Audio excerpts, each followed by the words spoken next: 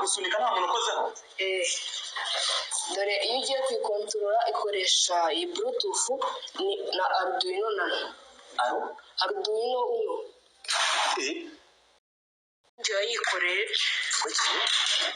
Iyi rero nje niwe wayikoze. Iyi rero nje niwe wayikoze.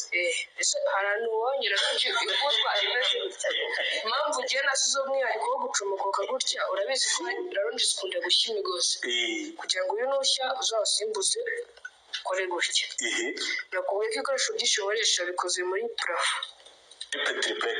Kuko iyi rero nje niwe wayikoreye.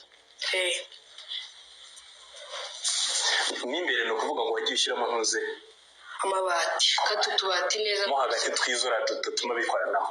Niyo biragenda. Yego iyo umuntu hano hari scotch tusiraho gutya naho wafungura gutya gasakuza ugahita ukanguka ugahita umenya ko umuntu ashatse gufungura. Nkunda kugenda nkora ubushakashatsi bwinshi bitandukanye bitewe nka ya matara yariya yo hanze.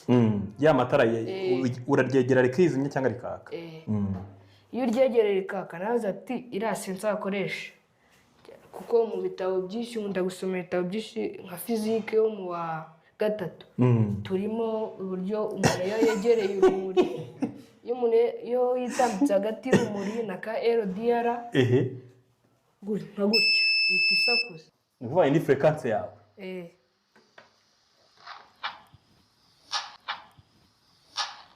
Akomba njemba numva nshaka kuvumbura byinshi kurusha. Yego.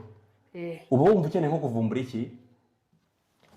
Byose byaterwa n'ubumenyi mbaye mbufite. Icyo none ahangaha muri iki gihe ikintu cyo kurwana nacyo kugira ngo uzakivumbure ni igiki?